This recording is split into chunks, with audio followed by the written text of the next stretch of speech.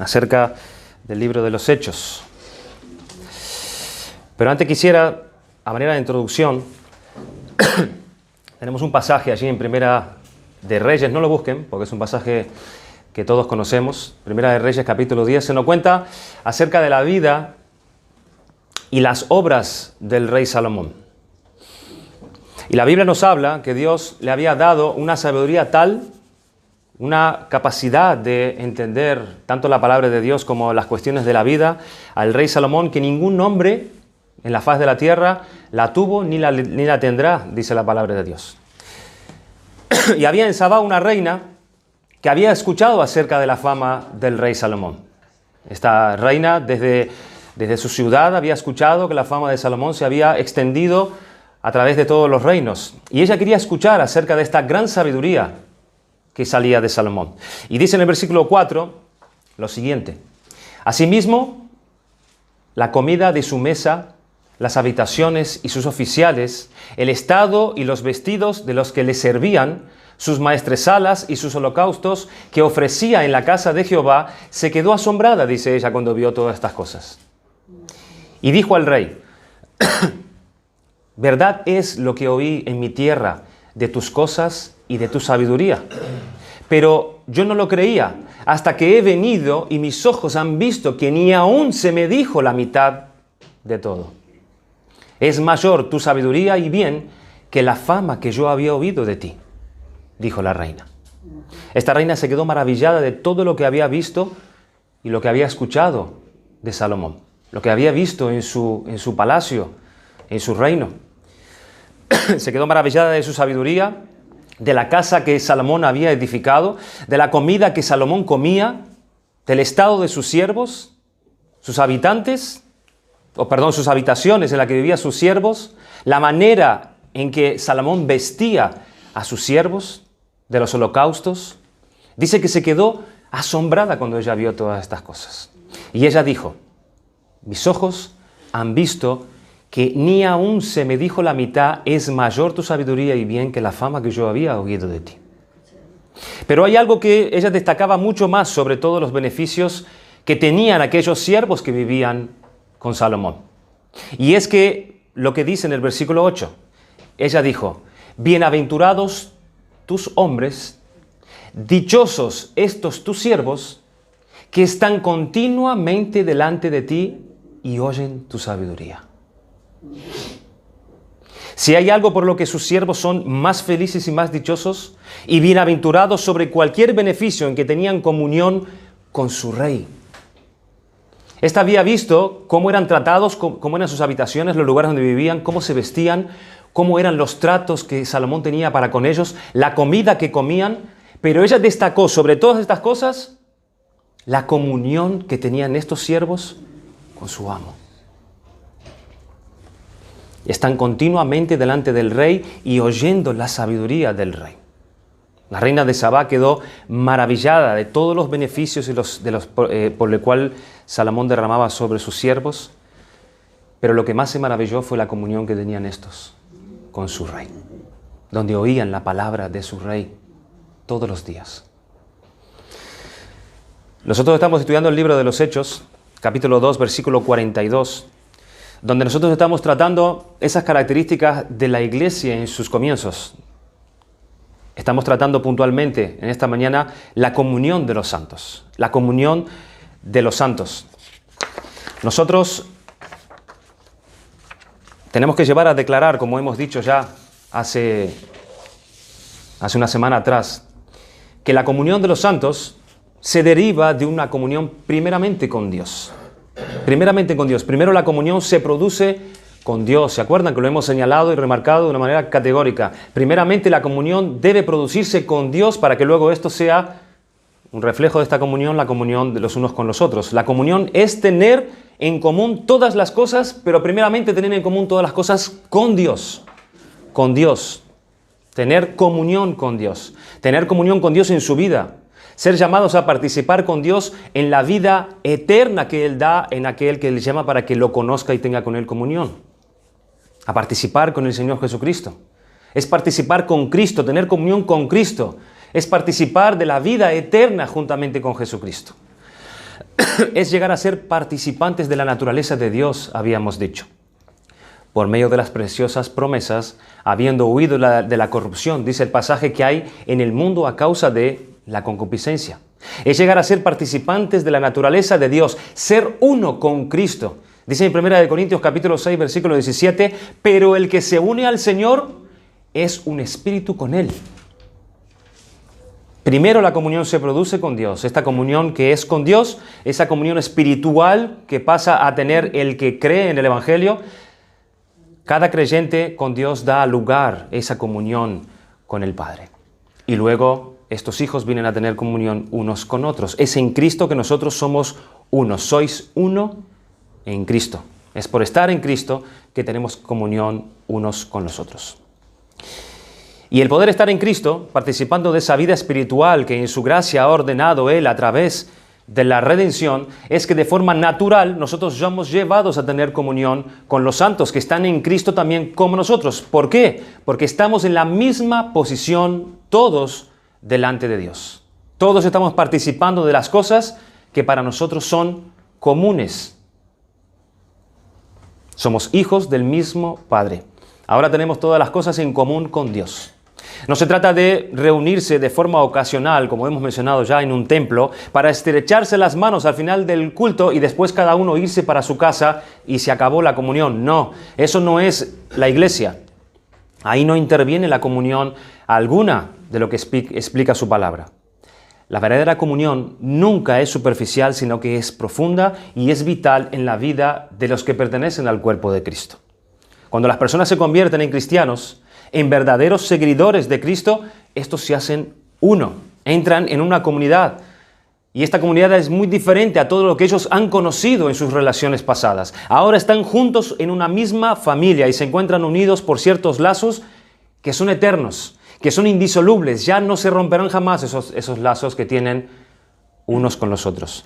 Vimos aquel vivo ejemplo del Señor Jesucristo dado al joven rico acerca de qué clase de relación que pasa el creyente al ser introducido a la familia de Dios. En Marcos capítulo 10, versículo 27, que tendremos mucho más padres, madres, hijos, hermanos que antes. Nuestras relaciones serán muy diferentes a nuestras relaciones pasadas. Esta comunión que es con Dios, esa comunión espiritual con Dios de cada uno de los creyentes, con Dios da lugar a la comunión entonces de los creyentes. Eso tiene que quedar bien entendido en nuestras mentes. Y eso fue exactamente lo que sucedió con aquellas 3,000 personas que fueron regeneradas por el Espíritu Santo. Ellos pasaron a tener inmediatamente comunión con Dios por medio de la salvación. Y enseguida, estando ellos juntos, comenzaron a experimentar esa comunión cristiana que nunca antes ninguno de ellos había conocido. Dice en Hechos capítulo 2, versículo 42, y perseveraban en la doctrina de los apóstoles, en la comunión unos con otros, en el partimiento del pan y en las oraciones. 4 características fundamentales que tuvo la iglesia en ese tiempo y la debe tener hoy también. Vemos aquí en este versículo 42 estas 4 tremendas características que determinaron la vida de estos creyentes, que dieron inicio a la iglesia de Jesucristo. Fueron 4 características fundamentales que estuvieron patentes y presentes en la iglesia desde este día hasta el día de hoy. Porque estas características son el estilo de vida de la iglesia de Jesucristo y que hacen gran diferencia a cualquiera otra denominación que se quiera parecer a la iglesia de Cristo.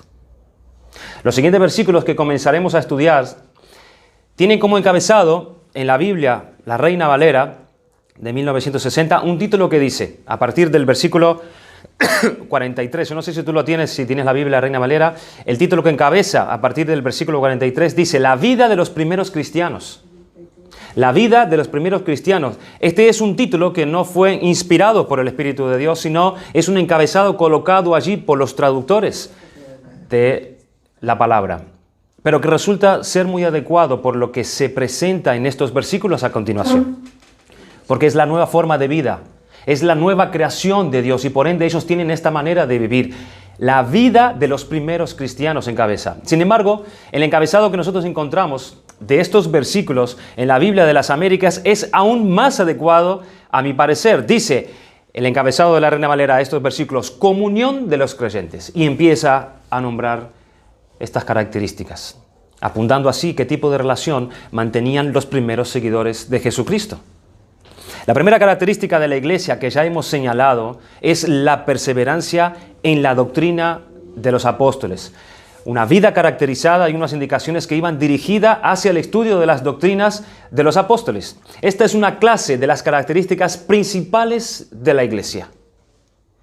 Es estar centrado en lo que los apóstoles enseñaron, que a su vez ellos lo recibieron de la misma mano del Señor Jesucristo. Y la segunda característica, que es la que miraremos en esta mañana, es que ellos perseveraban también en la comunión de los santos. Y nosotros hicimos la pregunta, ¿cómo era la comunión cristiana? ¿Qué clase de vínculo surgió para que ellos anduvieran de esta manera unos con los otros? ¿Qué vínculos surgieron a raíz de esta obra que el Espíritu Santo hizo en los corazones de cada uno de aquellos que habían creído? ¿Qué vínculo surge bajo esa nueva creación hecha por Dios? Esta perseverancia en la comunión de los unos con los otros, en el versículo 42, es explicada más concretamente en esos versículos que hemos mencionado, del 43 al 47, y leemos lo siguiente, a partir del 43. Y sobrevino temor a toda persona, y muchas maravillas y señales eran hechas por los apóstoles, y aquí está la descripción de esta comunión que tenían. Todos los que habían creído estaban juntos y tenían en común todas las cosas, y vendían sus propiedades y sus bienes, y los repartían a todos según la necesidad de cada uno. Y perseverando unánimes cada día en el templo, y partiendo el pan en las casas, comían juntos con alegría y sencillez de corazón, alabando a Dios y teniendo favor con todo el pueblo, y el Señor añadía cada día a la iglesia los que habían de ser salvos. Esta es una descripción que ya la vamos a ir viendo detalladamente, y yo creo que es muy importante que lo hagamos, ir viendo qué significa cada descripción que está diciendo aquí de la manera que estos cristianos vivían. Miremos este primer versículo, al 43. Dice que sobrevino temor a toda persona y muchas maravillas y señales eran hechas por los apóstoles. ¿Qué significa esto? Significa que un sentido de temor reverencial llenó los corazones de los creyentes porque ellos estaban experimentando la cercanía de Dios en medio de ellos. Sobrevino un temor reverencial en los corazones de todos estos que se habían reunido. En el sentido griego, sugiere que el temor se mantuvo sin disminuir. Ellos continuaron en este temor. En Hechos capítulo 5, versículo 5, se nos habla de lo ocurrido con aquel matrimonio de Ananías y Zafira. Cuando estos se pusieron de acuerdo para mentirle al Espíritu Santo, y Dios los castigó a los dos con la misma muerte. Dice en el versículo 5 del capítulo 5, ¿por qué pusiste esto en tu corazón? No has mentido a los hombres, sino a Dios. Al oír Ananías estas palabras, cayó y expiró. O sea, cayó y murió. ¿Y qué pasó con la gente cuando sucedió esto? Dice más adelante, y vino un gran temor sobre todos los que oyeron tal cosa. ¿Y qué le pasó a Zafira, su esposa, después? Dice el versículo 10, al instante cayó a los pies de él, a los pies de Pedro, y cuando entraron los jóvenes, la hallaron muerta, y la sacaron y la sepultaron junto a su marido, y dice el versículo 11, y vino gran temor sobre toda la iglesia y sobre todos los que oyeron estas cosas. Cuando estas señales y estos prodigios se empezaron a manifestar por la mano de los apóstoles, la iglesia caía en un temor reverente ante Dios. Hay otro ejemplo, entre muchos otros, en Hechos capítulo 19, versículo 13, dice que cuenta de algunos de los judíos exorcistas ambulantes intentaron invocar el nombre del Señor Jesús sobre los que tenían espíritus malos, diciendo, os conjuro por Jesús, el que predica Pablo. Y dice el versículo 15, pero respondiendo el espíritu malo dijo, a Jesús conozco y sé quién es Pablo, pero vosotros, ¿quiénes sois? Y el hombre en quien estaba el espíritu malo, saltando sobre ellos y dominándolos, pudo más que ellos, de tal manera que huyeron de aquella casa desnudos y heridos. Y esto fue notorio a todos los que habitaban en Éfeso, así judíos como griegos, ¿Y qué le pasó? Y tuvieron temor todos ellos y era magnificado el nombre del Señor Jesucristo. Y muchos de los que habían creído venían confesando y dando cuenta de sus hechos. Miren lo que producía estas obras que ellos veían de mano de los apóstoles. Causaba un temor reverente, venían y empezaban a confesar sus pecados. Este sentido de temor reverencial que llenó los corazones de los creyentes era producido por las muchas maravillas y prodigios hechas por los apóstoles. Dice en Hechos 5:12, y por la mano de los apóstoles se hacían muchas señales y prodigios en el pueblo y estaban todos unánimes en el pórtico de Salomón. Los habitantes de Jerusalén observaban el poder de sanidad demostrado en las maravillas que los apóstoles realizaban. Sin embargo, no son los apóstoles los que estaban sanando a los enfermos, sino Dios era el que hacía esto por medio de ellos. Los apóstoles son en realidad los instrumentos en las manos de lo que Dios hace. Los apóstoles son instrumentos en manos de Dios. Y los judíos y los gentiles que estaban viendo estas cosas, ellos lo sabían. Por eso ellos no glorificaban a los apóstoles cuando veían estas señales, sino que viendo las señales atribuían todo esto a Dios y glorificaban a Dios. Ellos sabían que eran hombres enviados por Dios y que lo que hacían era por el poder de Dios. Repetidamente los apóstoles ejercieron este poder tanto en respuesta a la fe en esta gente como para aumentar también la fe en la iglesia. Y vemos que los resultados fueron dobles de estas maravillas y señales que ellos hacían. El primer resultado, que los creyentes estaban conscientes de la presencia sagrada de Dios entre ellos y su fe aumentaba al ver tal poder en manos de los apóstoles. Ese fue el primer resultado. Y el segundo resultado, numerosos convertidos fueron agregados a la iglesia. Las personas caían ante Dios en un temor reverencial y confesaban sus pecados y se arrepentían y creían en el Evangelio. Por las maravillas y prodigios que testificaban juntamente con la predicación de la palabra. Las palabras muchas maravillas y señales son un eco de la profecía de Joel, que constituyen su cumplimiento. En Joel capítulo 2, versículos 29 y 30 dice: y también sobre los siervos y sobre las siervas derramaré mi espíritu en aquellos días y daré prodigios en el cielo y en la tierra, sangre y fuego y columna de humo. Aquí estaban estas manifestaciones. Joel lo había anunciado. Fue un sentido de temor reverencial que llenó los corazones de los creyentes y era producido por las maravillas y las señales hechas por los apóstoles. Y esto hacía que experimentaran la cercanía de Dios en medio de ellos. Vemos entonces que estas señales y prodigios producían en los creyentes una conciencia de la presencia sagrada de Dios entre ellos. Y por medio de esa presencia, su fe aumentaba al ver tal poder en las manos de los apóstoles. Y vemos también cómo estas señales y prodigios, como testimonio, juntamente con la palabra de Dios predicada, tenía el salvar a las almas, tenía el salvar a muchos. Pero esa es la forma en la que Dios sigue obrando en el día de hoy. Dios sigue dando a hombres poder para dar señales y prodigios, aún acompañando la predicación del Evangelio. Sigue haciendo Dios este modo de obrar, tanto para traer fe a la iglesia como para salvar a los perdidos. Estas señales y prodigios que estaban presentes en la iglesia en los días de los apóstoles, aún sigue siendo lo que acompaña al Evangelio para la fe de la iglesia, así como para la salvación del mundo. ¿Sigue habiendo apóstoles en el día de hoy? ¿Sigue Dios dando poder al hombre para hacer estas señales y prodigios que acompañan a la predicación de la palabra?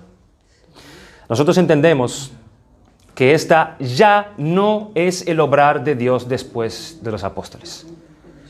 Dios ya no obra de esta manera. En los inicios de la iglesia, la palabra de Dios estaba siendo formada. Dios estaba revelando su voluntad en ese momento. Y Dios testificaba por medio de los apóstoles con todas las señales poderosas para que el pueblo entendiera y viera que Dios estaba con esos hombres y que su palabra era digna de ser recibida. Los apóstoles iban a perder sus vidas. Por medio de ellos, la palabra de Dios iba a ser completada. Su revelación iba a ser enteramente definida y por ende las señales y los prodigios también llegarían a su fin. Ya no había necesidad de señales y prodigios. La palabra de Dios ya había sido completada. Antes el poder de Dios, por medio de señales y prodigios, producía fe a la iglesia. Y producía temor reverente y alabanzas hacia Dios. Pero en el día de hoy, ¿por qué medios produce Dios la fe en la iglesia? ¿Cuáles son los medios que Dios usa para producir fe en la iglesia? ¿Cómo se manifiesta el poder de Dios hoy día para la fe del creyente? ¿Se les ocurre algo? La palabra de Dios. Dios usa la palabra de Dios para dar fe a los creyentes. La fe del creyente sigue siendo aumentada por medio del oír la palabra de Dios. Por medio del Espíritu Santo. El Espíritu Santo es el que capacita, es el que obra usando la palabra de Dios para llevar a cabo el aumento de la fe en los creyentes. ¿Qué otros medios podemos observar? La oración es otro medio que Dios usa para que la fe del creyente sea avivada. El creyente se acerca a Dios en oración y por medio del Espíritu Santo Dios va haciendo esta obra en el creyente. ¿Qué otro medio vemos? La comunión. La comunión de los unos con los otros. La comunión de los santos. Tenía un par de versículos acerca de eso. Bueno, ya lo voy a ir nombrando en un momento. Pero, por ejemplo, piensen en cómo Dios sustenta su creación. Es una manera que Dios usa también para que la iglesia reciba fe. Dice en Mateo capítulo 6, por tanto os digo, decía el Señor Jesucristo, no os afanéis pues vuestra vida que habéis de comer o que habéis de beber, ni por vuestro cuerpo que habéis de vestir. ¿No es la vida más que el alimento y el cuerpo más que el vestido? Mirad las aves del cielo, dice el Señor. Mirad las aves del cielo. El Señor está diciendo, levanten la vista y observen mi creación. Vuestro Padre Celestial las alimenta. ¿No valéis vosotros mucho más que ellas? Y por el vestido, ¿por qué os afanáis? Considerad los lirios del campo, dice el Señor. Levanten la mirada y vean la creación. ¿Cómo crecen? Si la hierba del campo que hoy es y mañana se echa en el horno, Dios la viste así, ¿no hará mucho más con vosotros, hombres de poca fe?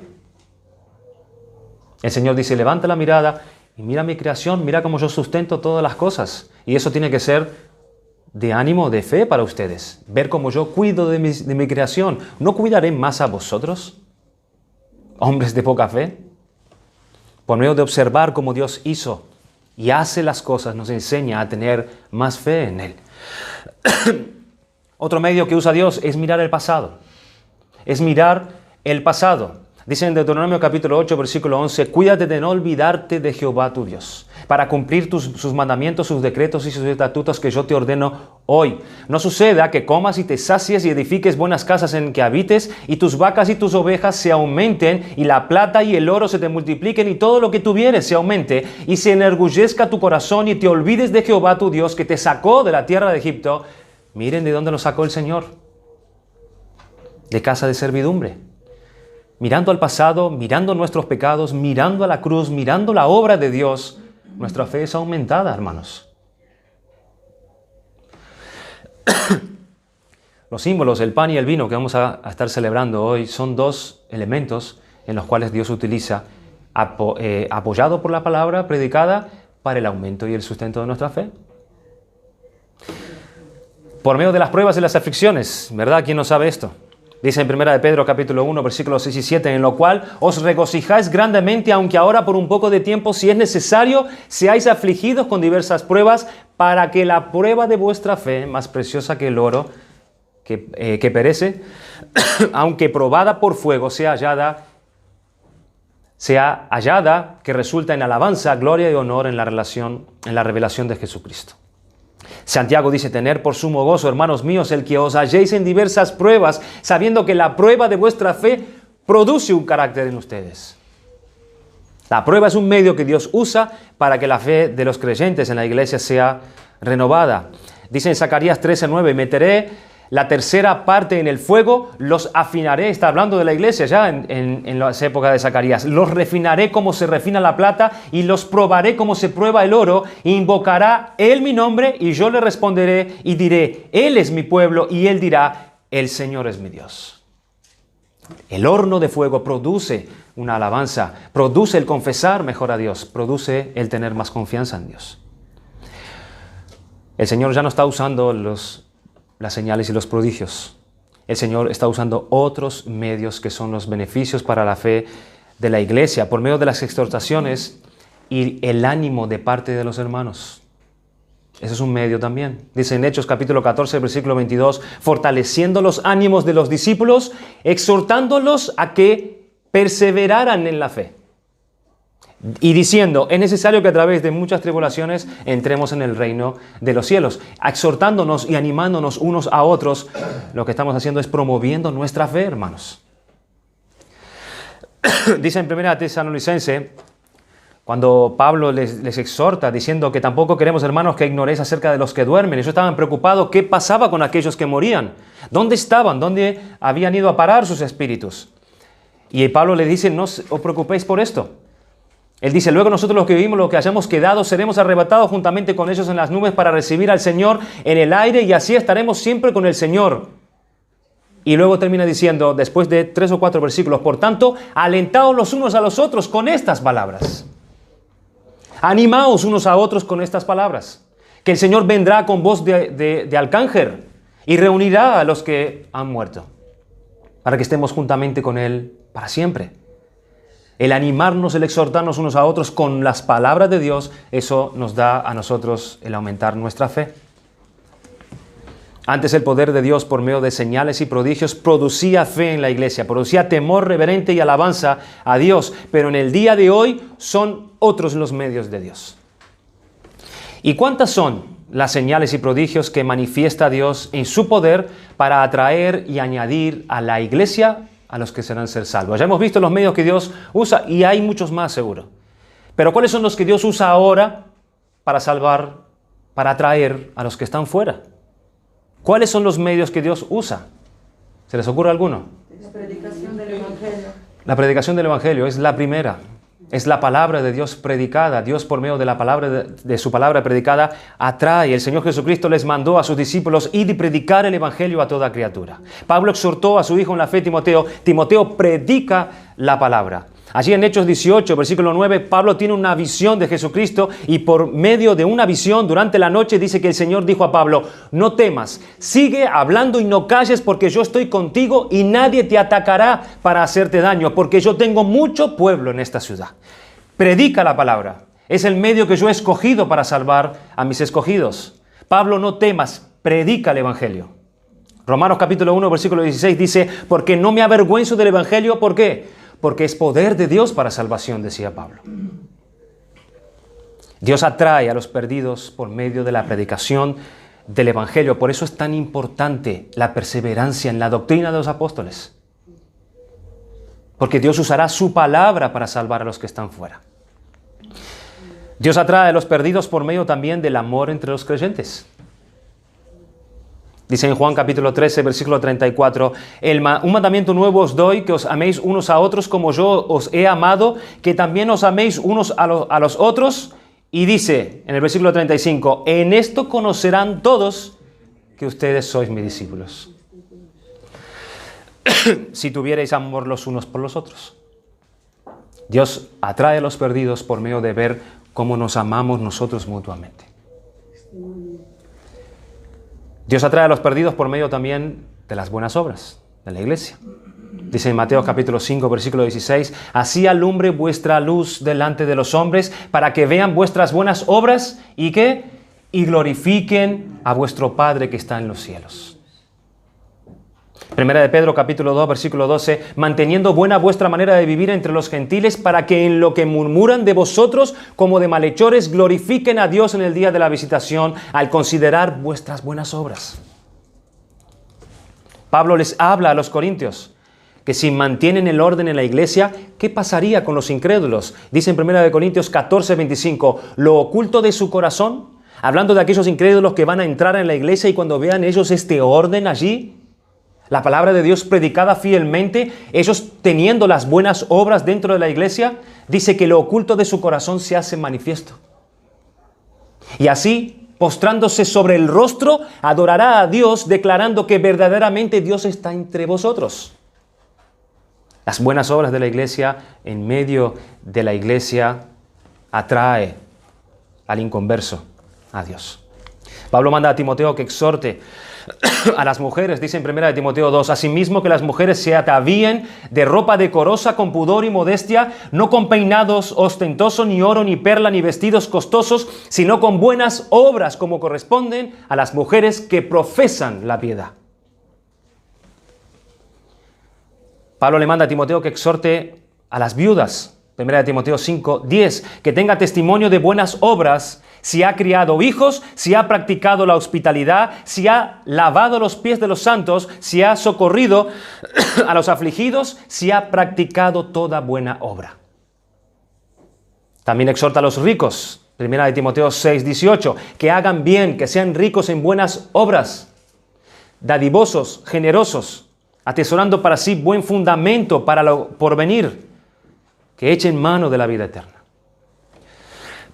Las obras de la iglesia producidas por Dios son un medio para atraer a los hombres. Las obras de piedad, las obras de misericordia, las obras de generosidad, obras de perdón, obras de gracia. Dios usa esos medios, esas obras, hermanos, para atraer a los que están fuera.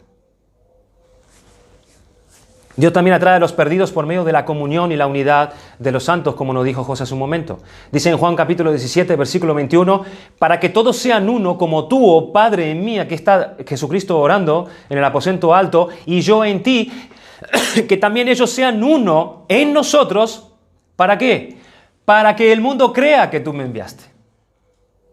Cuando el mundo vea esta comunión que hay entre los creyentes, ellos van a creer que Cristo está entre ellos, que realmente Cristo ha hecho una obra en ellos, que realmente Dios tuvo que enviar a alguien a hacer este cambio y a tener esto que no se ve y no es corriente. Más adelante en el versículo 23 dice, yo en ellos y tú en mí, para que sean perfectos en unidad, para que el mundo conozca que tú me enviaste y que los has amado a ellos como también a mí me has amado. Vemos entonces que las señales y prodigios que manifiesta Dios en su poder para atraer y añadir a la iglesia a los que serán salvos, ya no es como lo hacía antes, sino por otros medios, hermanos. La predicación de la palabra, el amor entre los creyentes, las buenas obras, la comunión de los santos y la unión entre ellos. Y seguro que hay más. Pero cuando la iglesia no predica de Cristo, el mundo se pierde.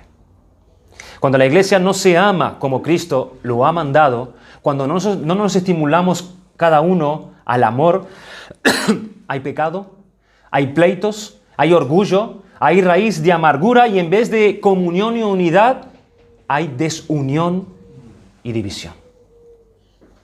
Y cuando la iglesia no está dando un buen testimonio por medio de sus obras, nosotros somos el hazmerreír del mundo, hermanos. El nombre de Dios, en vez de ser glorificado, resulta que el nombre de Dios es blasfemado entre los gentiles. Dice, porque somos hechura suya, creados en Cristo Jesús para buenas obras, las cuales Dios preparó de antemano para que anduviésemos en ellas. Y por último, y no menos importante, Dios atrae a los perdidos por medio de la santidad de la iglesia. La santidad de la iglesia. Dice en 1 de Pedro 3:1, asimismo vosotras, mujeres, estad sujetas a vuestros maridos, para que también los que no creen en la palabra sean ganados sin palabra por la conducta de sus esposas. La esposa que tiene una santidad, que tiene una conducta santa, ella va a atraer a su marido. Atraerá a su marido. Y dice en otra palabra que aún los santos, los hijos serán santificados y aún su marido incrédulo será santificado. Será guardado de su corrupción, eso está diciendo. Primera de Pedro 3:15, sino santificad a Dios el Señor en vuestros corazones y estad siempre preparados para presentar defensa con mansedumbre y reverencia ante todo el que os demande razón de la esperanza que hay en vosotros, teniendo buena conciencia, para que en lo que murmuran de vosotros, como de malhechores, sean avergonzados los que calumnian vuestra buena conducta en Cristo. Y veamos el último pasaje y con este vamos a terminar. Mateo capítulo 5, versículo 16 dice, vosotros sois la sal de la tierra. Vosotros sois la sal de la tierra. ¿Qué significa esta aclaración hecha por Cristo hacia su iglesia?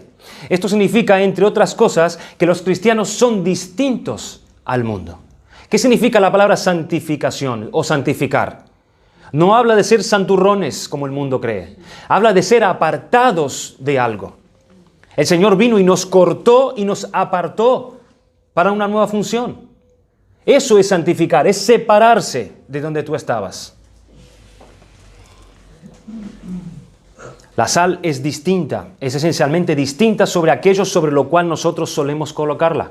El poder y la eficacia de la sal reside en gran medida en esa diferencia esencial que la distingue de los demás elementos en una mesa.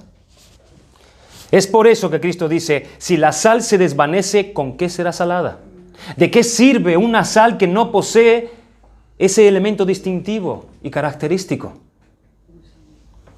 De igual modo, los cristianos son distintos al mundo. Los cristianos son santos.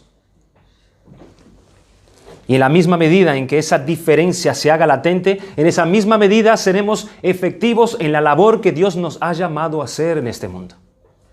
Es una diferencia tan marcada como la que nosotros encontramos entre la luz y las tinieblas.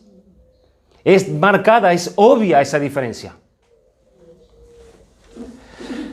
Vosotros y solo vosotros sois la luz del mundo, todo el resto está en tiniebla, pero vosotros los cristianos sois la sal de la tierra. Hay entonces una diferencia, una gran diferencia, una diferencia esencial entre los cristianos y el resto de las personas que viven en este mundo. Y para poder comprender dónde radica esta diferencia, tenemos que verlo a través de la persona de nuestro Señor Jesucristo. Dice en Juan capítulo 17, versículo 14 al 16. Volvemos a esa oración del Señor orando al Padre. En el contexto de esta oración el Señor dice: yo les he dado mi palabra y el mundo los aborreció, porque no son del mundo, como yo tampoco soy del mundo. No ruego que los quites del mundo, sino que los guardes del mal. No son del mundo, como tampoco yo soy del mundo, dice el Señor. Hermanos, ¿en qué sentido Cristo no era del mundo? ¿En qué sentido Cristo no era del mundo? A partir del momento en que Cristo tomó la participación de ser un ser humano, era completamente igual a ti y completamente igual a mí, excepto en el pecado. Cristo sintió hambre, Cristo sintió cansancio, sintió sed, lo mismo que el resto de los hombres. Su cuerpo y su alma eran totalmente humanas. El Señor tampoco usó una vestimenta especial que lo distinguió de los demás, no está refiriéndose a eso. Ni vino al mundo hablando en un lenguaje celestial que nadie comprendía. El Señor no era un extraterrestre a nuestros ojos o a nuestros oídos. El Señor se identificó plenamente con su pueblo. Él se identificó plenamente con su cultura en la cual él vivía, excepto, repito, en aquello que en sí mismo era pecaminoso. Lo que lo hacía distinto no eran esas cosas externas. Cristo no era de este mundo por su carácter, por sus metas, por sus anhelos, por sus aspiraciones. Él no era terrenal. Para él no había nada más importante que hacer la voluntad de Dios. El Señor Jesucristo podía decir con más propiedad que el salmista David que la palabra de Dios era más dulce que la miel y más preciosa que el oro. Cada decisión que Cristo tomó en este mundo lo hizo a la luz de la eternidad y no a la luz de la temporalidad. Es en ese sentido que Cristo no era de este mundo, y es en ese sentido que los cristianos tampoco son de este mundo. Hay una similitud entre Cristo y sus discípulos en este sentido. Nosotros somos distintos al mundo. Y eso fue lo que esencialmente aprendimos cuando nosotros estudiamos las bienaventuranzas, hermanos. ¿Se acuerdan? El mundo exalta la soberbia y exalta el orgullo. Los cristianos son pobres en espíritu. El mundo procura obviar y echar a un lado todo pensamiento que pueda causarles a ellos un dolor, todo pensamiento que pueda minar la alta estima que ellos tienen de sí mismo, su reputación de sí mismo. Sin embargo, los cristianos consideran su propia pecaminosidad y lloran por ello. El mundo es agresivo, los cristianos son mansos. El mundo tiene como meta primordial ser felices en este mundo. En cambio, los cristianos procuran ser santos, ellos tienen hambre y sed de justicia. El mundo se conforma con una fachada externa de decencia y de moralidad. Los cristianos saben que eso no es suficiente ante Dios. que lo que realmente necesita es una limpieza en su corazón. El mundo vive a la defensiva, los cristianos son pacificadores. El mundo exalta a los que conforman los patrones terrenales y temporales, en cambio los cristianos son perseguidos porque no les interesa esas cosas, porque no se amoldan a ese patrón del mundo. Es en ese sentido que los cristianos son diferentes y es en ese sentido que el cristiano es sal en este mundo. No se trata simplemente de predicar un mensaje evangelístico y bonito que atraiga a las personas. Se trata más bien de poseer un carácter especial y decidir y manifestar ese carácter en todas las áreas de nuestra vida. Eso es ser sal, eso es ser santos como Cristo es santo. Hermanos, el poder de los cristianos no radica en señales y prodigios, sino que radica en el hecho de que nosotros somos distintos al mundo. Pero últimamente esto parece haberse perdido de vista y ahora la iglesia cree que será más efectiva y que debe acercarse a un patrón de vida más parecido al patrón que el mundo presenta. Vamos a traerlos siendo igual que ellos y se equivocan tremendamente. Eso sería quitar de la sal al cristianismo su poder de salar. Si vamos a ser efectivos en la labor que Dios nos ha encomendado, tenemos que ser lo que nosotros somos. Tenemos que ser hombres y mujeres que han sido transformados por el poder de Dios y ahora se parecen a Jesucristo. Porque para seguir a Cristo, dice la palabra de Dios, hay que andar como Él anduvo. ¿Saben lo que pasa cuando la iglesia comienza a ceder? Se empieza a conformarse al patrón del mundo y deja de tener el carácter de Jesucristo. Si la sal se desvanece, dice el Señor Jesucristo, ya no sirve más para nada, sino para ser echada fuera y hollada por los hombres. Si nosotros que profesamos ser cristianos, a la misma vez nos avergonzamos del Evangelio, nos avergonzamos del carácter y del estilo de la vida que el Evangelio promueve, ¿cómo podemos esperar, hermanos, que los inconversos nos respeten y respeten nuestra fe? Es triste, es realmente triste ver una persona que confiesa ser un extranjero y un peregrino en este mundo, suplicándole al mundo que lo acepte. Muchos que profesan la fe se avergüenzan del carácter distintivo de los cristianos. Y temen al mundo, y temen a los hombres, y temen perder el favor de los hombres, pero no temen ser infieles a Dios. No temen seguir a Cristo a medias. No temen ser hipócritas con sus vidas mundanas. Cuán poca eficacia tiene la iglesia de esta nueva generación. La sal se está desvaneciendo con los años. Es triste, realmente triste ver a una persona que confiesa ser extranjero y peregrino en este mundo suplicándole a sus compañeros de trabajo que lo acepten. ¿Qué significa esto? ¿Cómo es que esta persona ruega a sus compañeros de trabajo que lo acepten? ¿Será que le pide algo como yo quiero que sepan que soy un cristiano? Les ruego que no me pidan que haga nada que mi religión no me permita hacer. ¿Es eso? No, no es eso lo que pasa. Lo que pasa con esta persona es que él teme mucho el perder el favor de esos hombres. A esa persona le da tanta vergüenza confesar su fe. A esa persona no le gusta ser rechazada por quien ella dice ser que es. Y comienza a rogar a sus compañeros que lo acepten. ¿Y cómo lo hace? Comienza a tener el mismo lenguaje que el mundo tiene. A reírse de las conversaciones y los chistes obscenos que el mundo se ríe. Él comienza a no cuidar sus ojos. Todo lo que le muestran a él lo disfruta. Tanto una mujer que pasa por ahí como lo que se comparte hoy por los móviles, hermanos. Es vergonzoso lo que nosotros vemos en los móviles y estamos allí riéndonos y compartiendo todos esos pecados por el cual Cristo murió en la cruz y condenarán a los hombres. Y que un cristiano esté riéndose y compartiendo eso. Comienza a ser deshonesto en su manera de hacer sus negocios.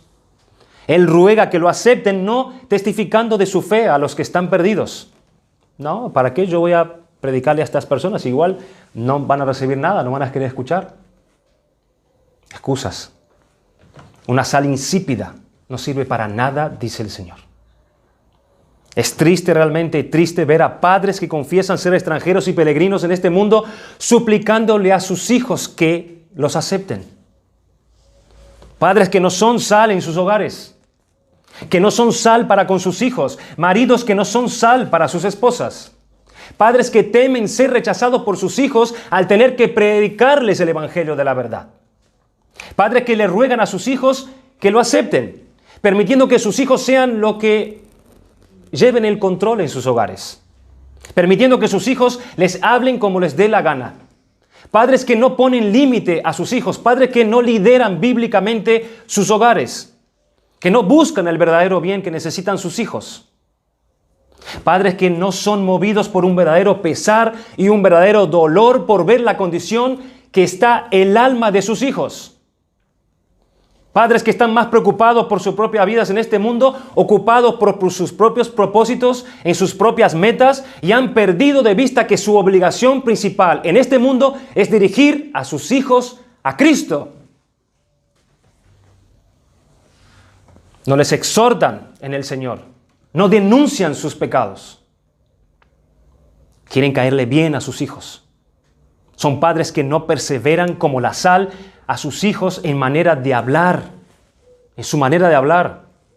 No son sal preservando a sus hijos en su manera de vestir.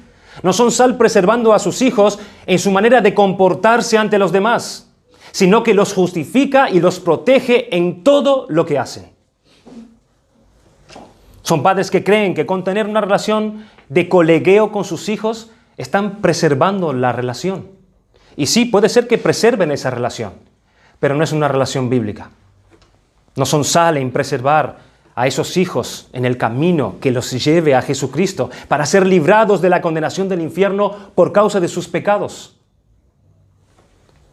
No son francos con sus hijos en sentarse con ellos y decirles: hijo mío, hija mía, ¿has oído lo que dijo el predicador esta mañana?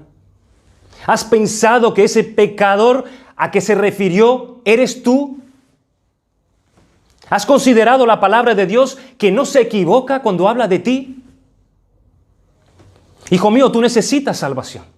Hija mía, tú necesitas que tus pecados te sean perdonados. Hijo mío, tú necesitas a Jesucristo. Necesitas orarle pidiendo a Dios misericordia por tu alma, hijo mío. Necesitas buscar a Dios, hija mía. La ira de Dios está sobre ti. Te lo ruego, busca a Dios. Oh, hijo mío, vamos a orar, vamos a buscar a Dios juntos. Son padres que no son francos con sus hijos, que no son sal en sus hogares y no sirven para nada. Tan pronto la sal pierde su facultad de salar y preservar, ya no sirve para nada. Lo dice Cristo.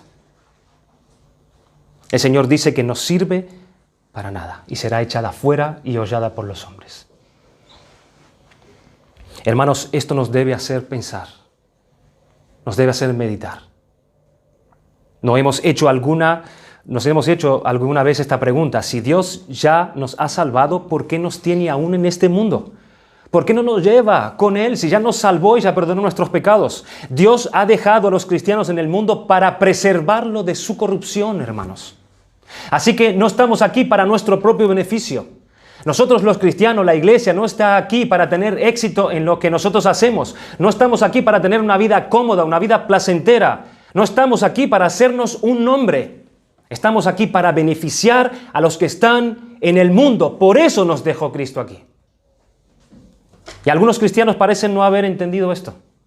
Profesan ser cristianos, pero al mismo tiempo dirigen todo su esfuerzo a lograr los beneficios de este mundo, a acumular riquezas en este mundo. Riquezas personales, como si el propósito principal de nuestra existencia aquí fuera el de procurarnos una vida cómoda, exitosa y placentera aquí. Pero esa es una visión equivocada del cristianismo. El apóstol Pablo dice en Romanos capítulo 7, versículo 14, porque ninguno de nosotros vive para sí. Ningún cristiano vive para sí. Hermano, escucha esto. Tú no vives para ti. Podemos proclamar que somos ateos y dedicarnos a vivir para nosotros mismos en este mundo. Pero si profesamos ser cristianos, es una contradicción que nosotros vivamos de este modo. Que vivamos como el mundo vive. Somos sal y luz en este mundo. El Señor nos ha salvado y nos ha querido dejar en este mundo con el propósito de beneficiar a otros. Ya llegaremos algún día al lugar de nuestro descanso, pero mientras estamos aquí en este mundo tenemos una labor que hacer. el Señor dijo, vosotros sois la sal de la tierra. No podemos perder esa perspectiva de vista, hermanos. Dice en Hechos capítulo 2, versículo 42, que la iglesia perseveraba en la doctrina de los apóstoles y la palabra de Dios producía en ellos una unión tal que todos los que habían creído estaban juntos. Dice que todos estaban juntos. Todos estaban unidos y tenían en común todas las cosas. ¿Saben cómo se llama eso? Una verdadera vida de piedad. A eso se refiere. Esos títulos que veíamos de parte de los traductores, una nueva vida en Cristo, una comunión nueva, es una vida de piedad. Es una nueva vida de piedad. Todos tenían un temor reverencial, todos tenían un mismo sentir en cuanto a la Biblia, todos experimentaban el mismo amor por Dios, la misma comunión, el mismo amor unos para con los otros, el mismo evangelio, el mismo testimonio, practicaban las mismas obras y tenían la misma santidad. Todos transitaban por el mismo camino de piedad. Y todo esto producido por la palabra de Dios. Producido por las palabras de Dios. Todos tenían el mismo conocimiento de la verdad que producía piedad en ellos. Y la piedad produce tantos cambios externos, hermanos, como también produce cambios internos. Tú que profesas conocer a Cristo, tú que dices que el Señor Jesucristo es tu Señor, tú que dices que amas su palabra, ¿qué está produciendo su palabra en ti? ¿Qué está produciendo la palabra de Dios en ti? En aquellos que han sido salvos por la gracia de Cristo, la palabra de Dios produce piedad, hermanos. Produce piedad. ¿Cómo te está afectando tu conocimiento de la palabra? En tu pensar, por ejemplo. ¿Está cambiando tu entendimiento la palabra de Dios? ¿Abundan en ti pensamientos impuros? ¿Cuáles son los pensamientos que vienen a tu mente cuando Dios y su soberanía frustran tus planes? ¿Qué piensas de Dios cuando Dios hace esto? ¿Qué piensas del mundo? ¿Qué piensas de sus estilos, de sus actitudes, sus propiedades, de sus ídolos? ¿Qué piensas tú de eso? ¿Son también tus estilos, tus valores, tus actitudes, tus propiedades, tus ídolos? ¿O Dios ya ha cambiado por medio del poder de su palabra tu manera de pensar sobre estas cosas? Y ahora piensas según un hombre de piedad y según una mujer de piedad. ¿Está produciendo en ti la verdad una mayor hambre y sed por Dios? ¿Un mayor deseo de agradarle a Él en todo? ¿Te lleva la verdad a guardar tu lengua? ¿Te lleva la verdad de Dios a guardar tus ojos? ¿A guardar tu tiempo? ¿Empleas el tiempo que Dios te da en las cosas de este mundo o en qué? ¿Te quebrantas cuando pecas? ¿Te estás llevando la verdad a amar la iglesia de Cristo, a amar más al pueblo de Cristo y a vivir más preocupado por las almas perdidas y por el reino de Cristo? ¿O estás más preocupado por los me gusta que ponen en tu Facebook o en estas redes sociales que tienen mucho de perdición? Hermanos, examinémonos a la luz de la realidad de nuestras vidas, de que la verdad de Dios esté produciendo piedad en ti. ¿Está produciendo la palabra de Dios piedad en tu corazón? Tantos años que tengo exponiéndome a la palabra de Dios, a la sana doctrina, ¿y qué está produciendo esta sana doctrina en mi corazón y en mi vida? La pregunta no es si hemos escuchado muchos sermones, si hemos leído muchos libros de buena teología. La pregunta es, ¿qué están haciendo, qué están produciendo esas predicaciones y esos muchos libros en ti? Hermanos, es nuestra oración cuando cada vez que nos paramos aquí para predicar la palabra de Dios, que esta palabra produzca piedad en nuestros corazones. Esa es nuestra oración. Debemos orar para que Dios capacite a sus siervos para que prediquen la palabra de Dios fielmente, para que esa piedad luego venga y produzca, esta verdad luego venga y produzca piedad en la iglesia. Queremos oír la palabra de Dios. Queremos oír la palabra de Dios, queremos recibir la voz de Dios hablando a nuestros corazones. Ese es nuestro deseo. No nos acostumbremos a escuchar la predicación de la palabra como si fuese cualquier cosa, hermanos. Y oremos para que la verdad de Dios produzca piedad en aquellos que están oyendo. ¿Por qué? ¿De qué nos sirve a nosotros si decimos que la palabra ha sido buena o yo nunca había escuchado o había visto este texto de esta manera? ¡Qué bien! ¿De qué nos valdrá decir que aprendimos un poquito más y se nos profundizó un poco más el conocimiento sobre un asunto u otro? Asuntos que ya sabíamos, pero hemos podido profundizar más. ¿De qué nos servirá poder decir todas estas cosas si a la vez salimos de aquí tal como nosotros entramos? No queremos eso, ¿verdad? Lo que queremos es que, estando deteriorados espiritualmente, que el Señor, por medio de su verdad, nos acerque más a Él. Eso es lo que queremos. Queremos que el Señor nos permita crecer en el conocimiento de Él y de su verdad. Queremos que el Señor nos revele aquellas áreas de nuestras personas y de nuestras vidas privadas y de nuestros ministerios que no andan bien delante de Él. Y ir y arreglarnos cuentas con el Señor. Queremos que el Señor nos enseñe eficazmente y tener cuidado, primeramente, de nosotros mismos, para entonces estar capacitado para tener cuidado de aquellos los cuales el Señor puso a nuestro cargo. Que se pueda decir también de nosotros aquellas palabras de la reina de Saba. Bienaventurados tus hombres, dichosos estos tus siervos, que están continuamente delante de ti y oyen tu sabiduría. Que sean esas palabras las nuestras. Vamos a orar al Señor.